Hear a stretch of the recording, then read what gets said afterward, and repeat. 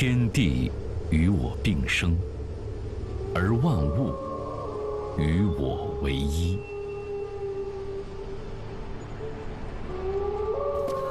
大约15000年前，人类祖先在狩猎中与灰狼的命运交织在一起。聪明的灰狼改变了自己的体态，性情变得温驯，渐渐地被人类驯化，演变成了犬类，忠诚地陪伴着人类游猎迁徙。大约10000年前，人类祖先将第一粒小麦种子有意识地播种在暂时的居所旁，人类的生存发育就一步跨入了新境界。从此可以成千上万定居在同一个地方，不再漫无目的四处流浪。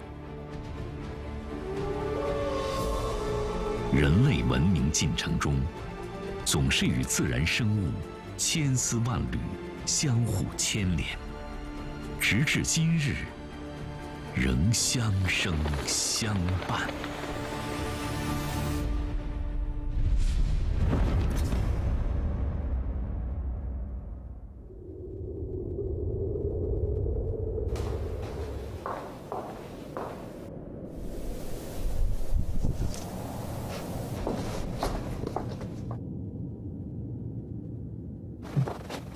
八姐给你安排一个重要的任务。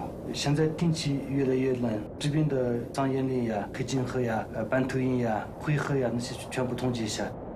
现在时间不早了，那你赶紧去休息，明天早上我们中午出发。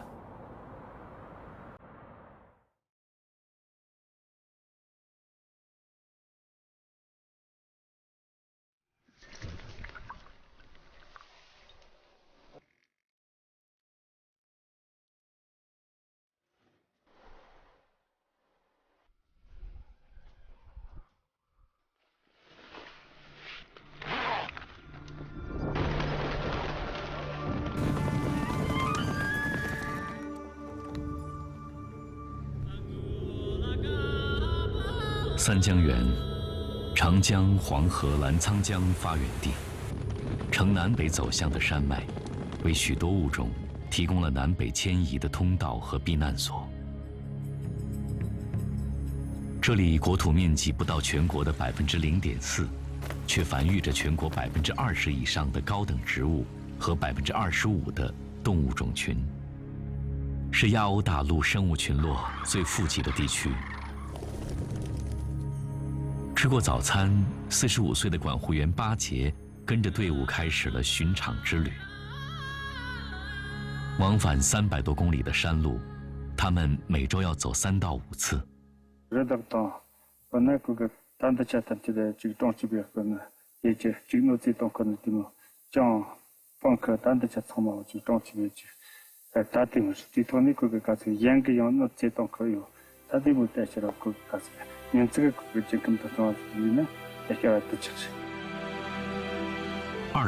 年7月，三江源国家级自然保护区建立，近10万高原居民告别世代延续的牧猎生活，腾让36.3万平方公里土地，还高原野生动物一个安静的家园。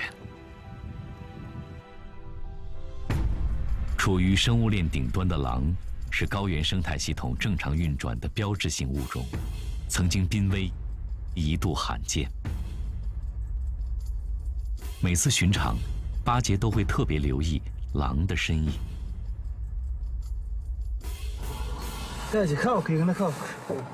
有。哎，巴杰，那边有狼。有狼。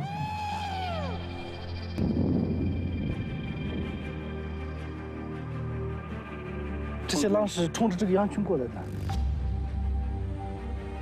狼和人在海拔4000多米的高原上彼此相望，两个不同的物种以平等自然的方式擦肩而过。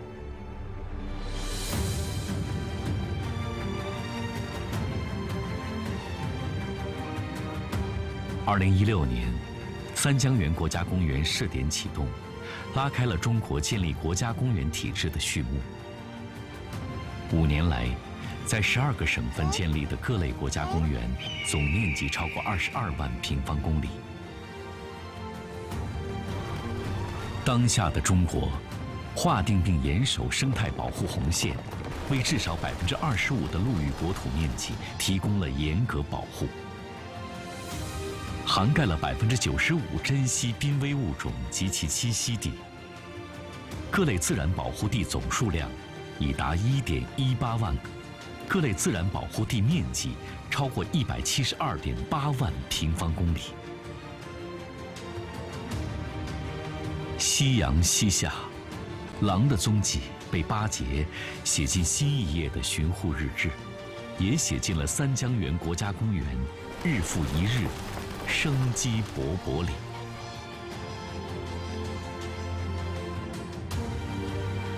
巴结在三江源巡查记录。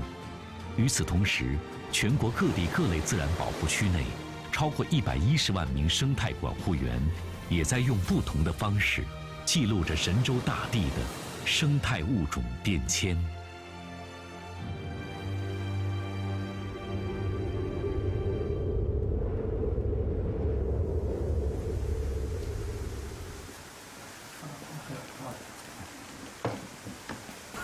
刘备梁保护区的工作人员正在为徒步进山巡查做着准备。这是咱们单位管理局分配的新来的大学生，叫李楠。过来。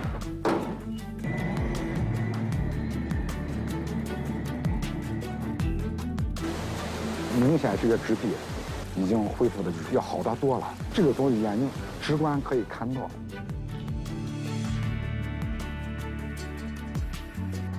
调查保护区内植物群落数量，是谢振锋他们这次巡查的一项重点工作。他们采用的方法是样方调查。一直走。够10米。对，在那儿做一个标记，用石头对一下。样方是用于调查植物群落数量而随机设置的取样地块。通常温带森林样方调查面积标准为10米乘10米。这是落叶松，这是卫矛，属于灌木。那儿还有一个两株，这是蝎子草，就是荨麻科的。这个是羊胡子草。落叶松是数量比较大，所以叫优势树种。为了更加全面认知我们身边的自然伙伴，中国建立起生物多样性调查观测体系，对重要区域重点物种和遗传资源可进行实时观测评估。谢振锋的巡查小队继续前行，随着海拔升高，山林中的植物种类不断变化。谢院长，这个是啥呀？看着挺有意思的。这就是没见过，以前没见过，这里面没见过东西可多了。这个植物长在还1700到1800左右，也叫节节草。你看它这个才一节节。新队员发现的这种植物叫节节草，只生长在海拔1700米左右的林地，山里人常用它来识别高度。进入保护区的腹地，植被也明显茂密起来。巡查小队来到高山杜鹃和高山草甸的结合带。日落之时，队员到达本次巡查的最高点。此刻，山间升起浓浓雾气。李楠，今天咱们的巡护就到终点了。这以后，就是你我要常来的地方，也以后是我们共同守护的家园。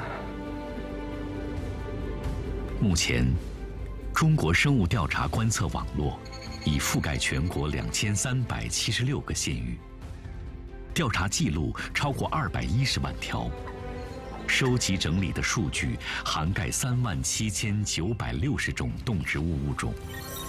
移动端生物多样性调查 App 已广泛应用，实现了数据的标准化采集与信息化管理，为中国生物多样性保护提供着准确详实的科学依据。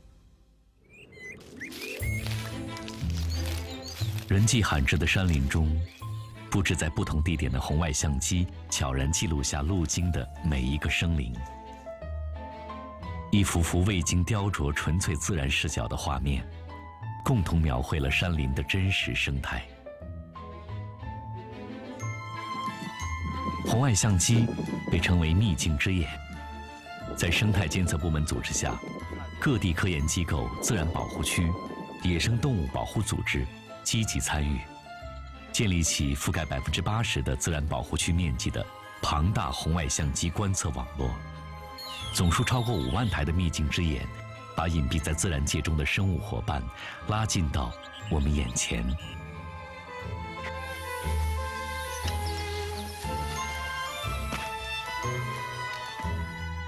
修去了和顺、小五台和密云，然后呢，和顺和小五台的摄像机各安了2台红外摄像机，密云安了1台，还有一些狍子和野猪，一些各种各样的獾。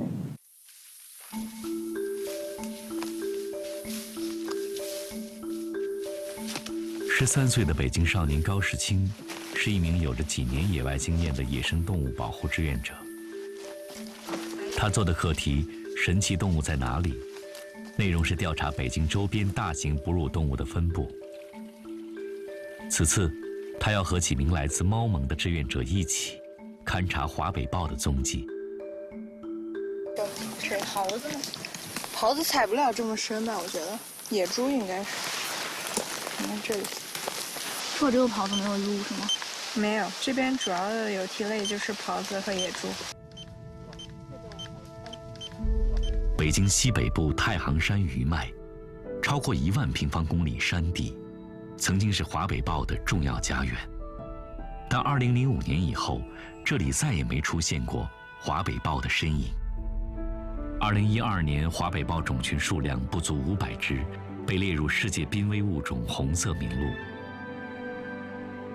那时，离北京最近的野生华北豹种群，远在400公里外的山西和顺。我觉得刚去往下试试，因为空拍真的有点烦，但是就是来吧。2017年，一群来自全国各地的野生动物保护志愿者，组织起猫盟，发起带豹回家行动，意图修复打通太行山山脉沿线被割裂的生态廊道。如果太行山脉这条廊道，它的生存环境是适合的，猎物种群是丰富的，植被是丰茂的，那么它就有可能沿着这个廊道重回到它那个原来属于它自己的家园。猫盟总部设在山西和顺华北豹保护区山脚下。2012年以后，太行山绿化工程让730多万公顷土地重新披绿。这几年在保护区内，已经监测观察到11只母豹，累计产下37只幼崽，是华北豹关键种源地。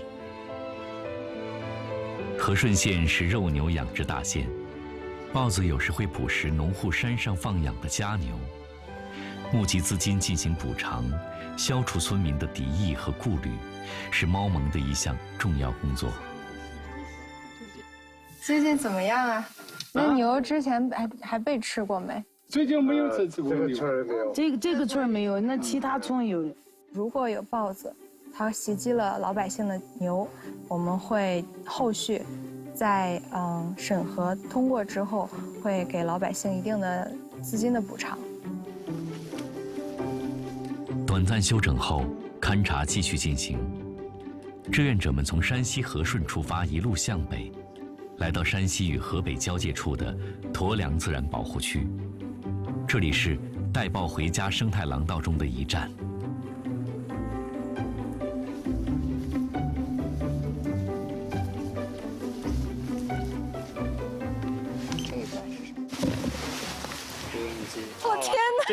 的是来惊喜了，不是开玩笑的。拍到了，太神奇了！天哪！你看它线条特别的优美，尾巴特别长，总是翘着。摄像机清晰地记录下华北豹的身影，让志愿者更为惊喜的是，就在华北豹出现的前一条视频，一只受伤的野生狍子从镜头前走过。华北豹是在追捕猎物时经过此地。华北豹已沿生态走廊从山西向北迁移了200公里。它每只豹子都会有自己的家域，一般公豹可能到100平方公里。那么如果它们能再生小豹，然后小豹又可以在这里扩大自己的疆域。豹子繁育迁移还需要时间。小志愿者说，他会继续用自己安装的红外相机观察下去，直到北京山林生态升级，再现华北豹的那一刻。我会继续拍。豹子回来的时候，北京人民，我觉得不会知道，因为豹子也不会走上大街，对吧？但是呼吸的空气和喝的水，都会变得比较干净，因为豹子回来了，就代表着生态链恢复正常了。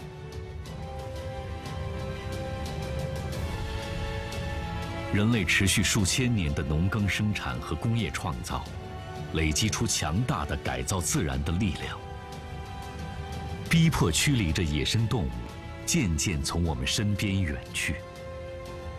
现如今，中国各地正在加快生态系统升级脚步，召唤野生动物重归相伴。珠江口是国家1级保护动物中华白海豚的最大天然栖息地。为了不惊扰白海豚，港珠澳大桥建设工程大型构件在工程完成后，在运抵海上安装，废渣、废水、废料全部清理零污染。珠江口水域累计已识别中华白海豚2381头。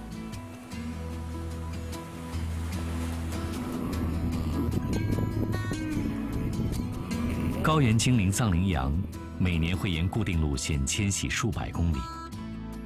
青藏高原上的货车司机遇到穿越公路的羊群，都会停下来静静等候。藏羚羊野外种群数量已从1995年的7.5万只恢复到现在30万只以上。别进，快点来了，快跑，快跑，快跑，快跑！快跑！快跑！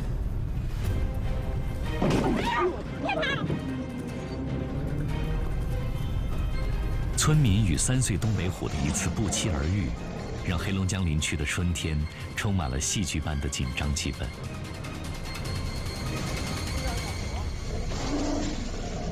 东北虎被送往动物饲养繁育中心进行救助，隔离康复、密切观察、选址放归，整整用了25天。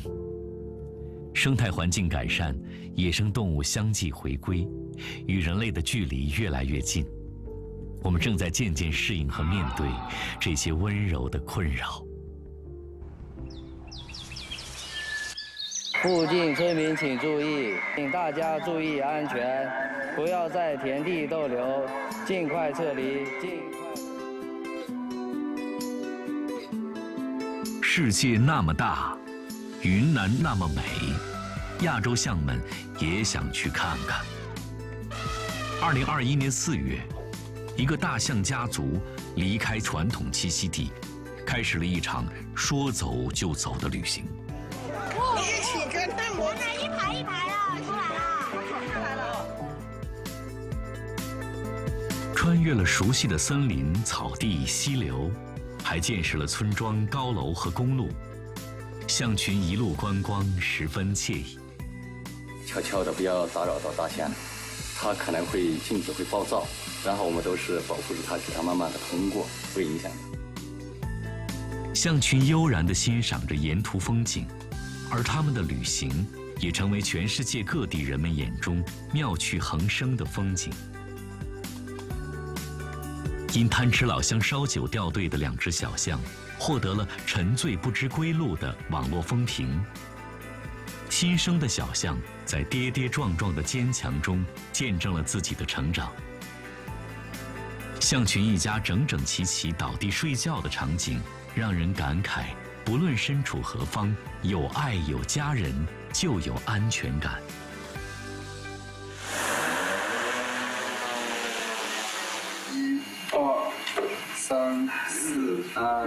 这是一次高规格的自由行，免打扰的无人机安全护航，专人全程提供美食补给。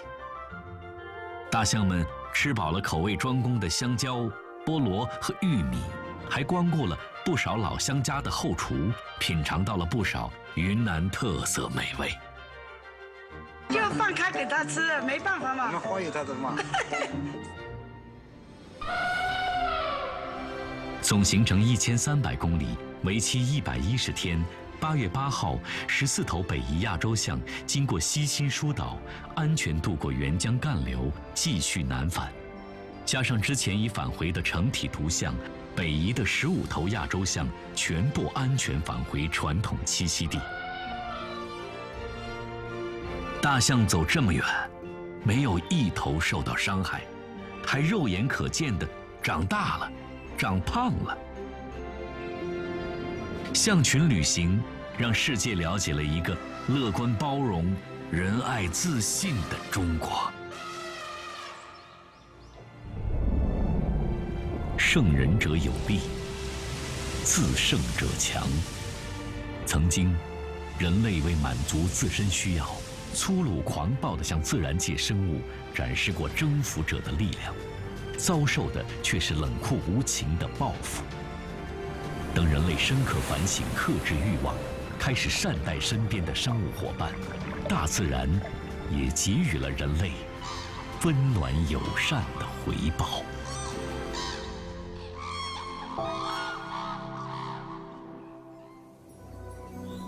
近水知鱼性，近山识鸟音。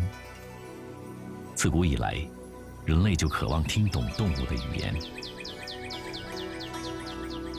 中国古代传说中，就有很多能和动物自由交流的奇人异事。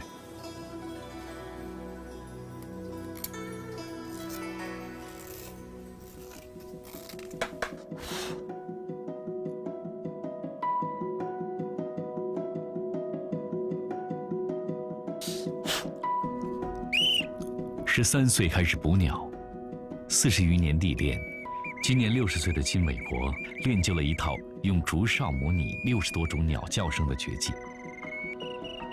这门不伤害鸟就能捕到鸟的绝技，可以方便科学家给候鸟安全的加装定位器，让老金成为崇明东滩鸟类自然保护区的护鸟员。国家还要保护鸟，电子保护鸟发布了，保护区成立了嘛，有点鸟做科研研究嘛，他要做管制嘛，保护区的领导是来叫我去保护点鸟。老金脚下的这片东滩，位于世界9大候鸟迁飞区中最繁忙的东亚至澳大利亚候鸟迁徙通道，一年过境的鸟类近300万只。最热闹的时候，1天之内飞过天空的候鸟就超过2万只。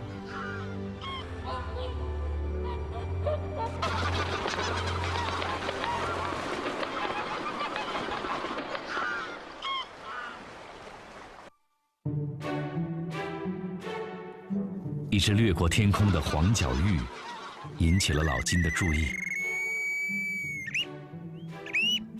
下来之后他转了一圈，一看了看，就我也跟着他走。不，我肯定不会跟他走的。我骗他下来的。我跟他走到哪里啊？哈哈哈！这种比手掌大不了多少的鸟，拥有着惊人的飞行能力。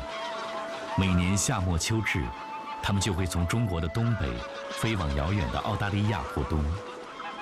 崇明岛东滩是他们必然经过的中转站。你看这是。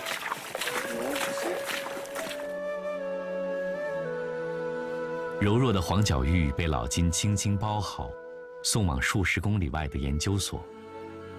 吴威博士正在等候着这些候鸟的到来，他们将在这里被带上刻有国名、地名和独有编号的环制，同时也带上中国的礼遇和祝福，重新踏上迁徙之路。数之19.4。世界地图上一条条国境线规范了人类社会不同国家人们自由行走的边界，但在高飞的鸟儿眼中，大地从来就是一个整体。横亘世界的候鸟迁徙路线有3条穿过中国领土，每年有700余种候鸟沿着这3条路线迁徙。为了更好地保护候鸟，中国与日本、澳大利亚、韩国、俄罗斯等国家签署协定，进行保护地交流合作。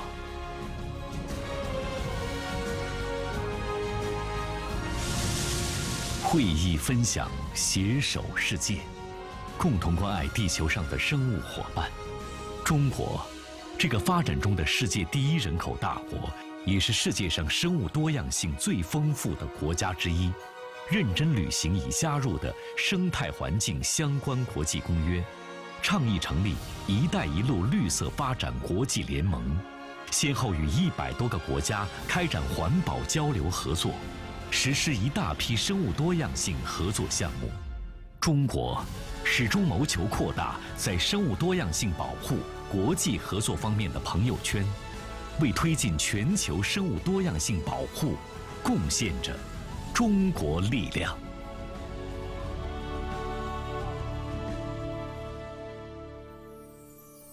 正在为种子包裹上金属外衣的这项技术，叫做纳米金属包衣。这项由中国首创的技术，正在解决如何让种子在外太空土壤中营养均衡、茁壮成长的难题。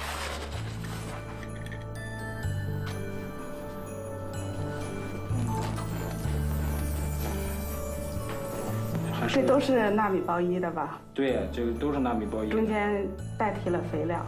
对，这是能看出来，这个纳米包衣这个效果还是很明显。这些插着各种标签的土壤，按各种比例掺杂了月球表面的土壤，用以模拟植物在月球环境下的成长状况。它们的终极生长场景注定远离地球。T0 1:10.413.15秒。